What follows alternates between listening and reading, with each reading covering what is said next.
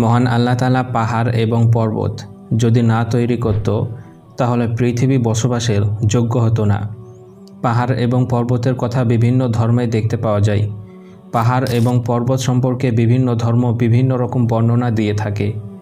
10টি ধর্ম থেকে আমরা জেনে নিব যে পাহাড় সম্পর্কে 10টি ধর্ম কি বলে, পাহাড় এবং পর্বতের কথা বিভিন্ন ধর্মে আসলো কেন, এবং পাহাড় ও পর্বত সম্পর্কে বিভিন্ন ধর্ম কি বলতে চেয়েছে ইত্যাদি অনেকগুলো বিষয় জানাবো। তাই এই তথ্যমূলক ভিডিওটি শেষ পর্যন্ত দেখার চেষ্টা করবেন। নাম্বার 1, ইসলাম ধর্ম।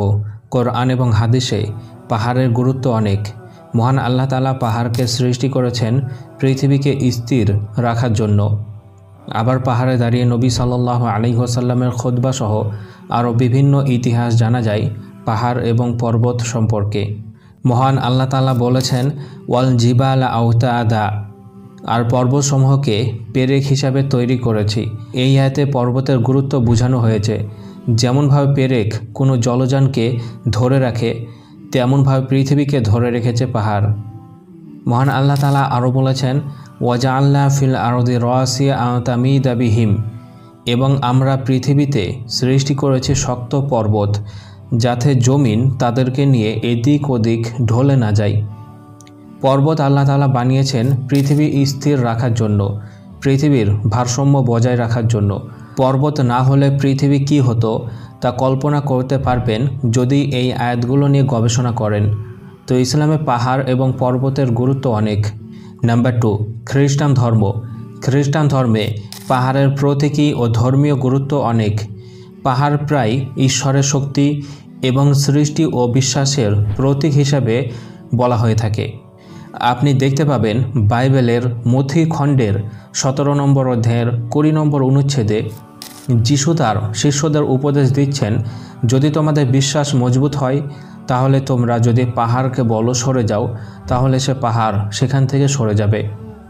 আবার বাইবেলের সামস সেখানে 2 নম্বর অনুচ্ছেদে আপনি দেখতে পাবেন, যেমন পাহাড়সমূহ জেরুজালেমকে ঘিরে রেখেছে, তেমনি প্রভু তার জাতিকে ঘিরে রেখেছেন।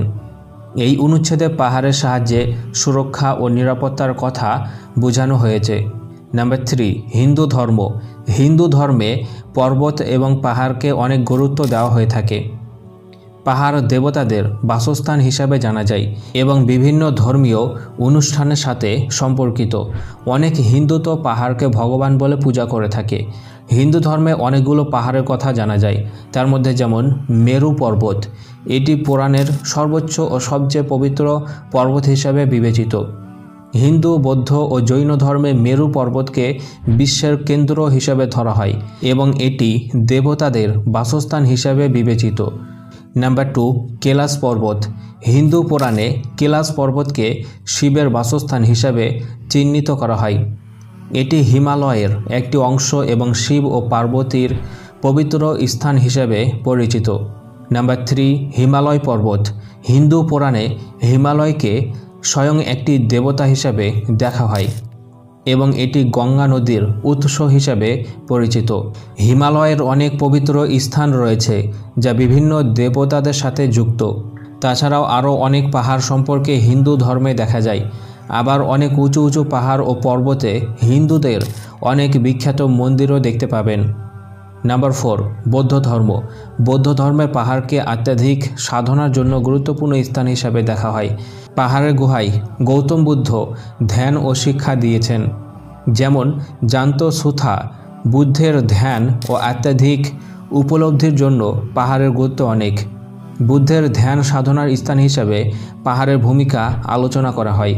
গৌতম বুদ্ধ পাহাড়ের মধ্যে জ্ঞান ও সাধনা করেছেন বলে জানা যায়। গৌতম বুদ্ধের অনেক মন্দির পাহাড়ের মধ্যে আপনি দেখতে পাবেন। নাম্বার 5, জৈন ধর্ম। জৈন ধর্মে পাহাড় গুরুত্বপূর্ণ ধর্মীয় স্থান হিসাবে বিবেচিত। সেই ধর্মের অনেক বিখ্যাত ব্যক্তি সাধক পাহাড়ে ধ্যান ও সাধনা করেছেন বলে জানা যায়। যেমন ঋজুবালা পাহাড়ে ধ্যান ও অত্যাধিক সাধনার জন্য গুরুত্বপূর্ণ ভূমিকা পালন করে। সেই ধর্মের পণ্ডিতের সাধনা ও পবিত্র স্থান পাহাড়গুলোকে ধরা হয়ে থাকে। উজ্জয়িনী জৈন ধর্মের পণ্ডিতের গুহা ও মন্দির পাহাড়ে অবস্থিত। এই স্থানগুলো জৈন ধর্মের অত্যাধিক জীবনের সঙ্গে যুক্ত। নাম্বার 6, প্রাচীন গ্রিক ধর্ম। প্রাচীন গ্রিক ধর্মে অলিম্পাস পর্বত দেবতাদের স্থান হিসাবে উল্লেখিত। এই পর্বতকে গ্রিক পুরাণে দেবতাদের রাজত্ব হিসেবে বর্ণিত হয়ে থাকে। আবার হোমারের এলিয়াড অলিম্পাস পর্বত গ্রিক দেবতাদের বাসস্থান হিসাবে উল্লেখিত। দেবতাদের রাজত্ব ও কার্যকলাপ এখানেই হয়ে থাকে। আবার হেসিওডের থিওগনি দেবতাদের রাজত্ব হিসাবে অলিম্পাস পর্বতের উল্লেখ করা হয়ে থাকে, যা দেবতাদের সভা ও কর্মকাণ্ডের কেন্দ্র। নাম্বার 7, প্রাচীন মিশরীয় ধর্ম। প্রাচীন মিশরীয় ধর্মে পাহাড় প্রাকৃতিক শক্তির প্রতীক হিসেবে দেখা হয়। মরুভূমি এবং পাহাড় দেবতাদের বাসস্থান হিসাবে বিবেচিত। বুক অফ দ্য ডেড পাহাড় এবং মরুভূমির দেবতাদের সঙ্গীত এবং আধ্যাত্মিক ভূমিকা উল্লেখিত। পাহাড় প্রাকৃতিক শক্তির প্রতীক হিসাবে দেখা হয়। নাম্বার 8, জরাথুস্ত্রিয়ান ধর্ম।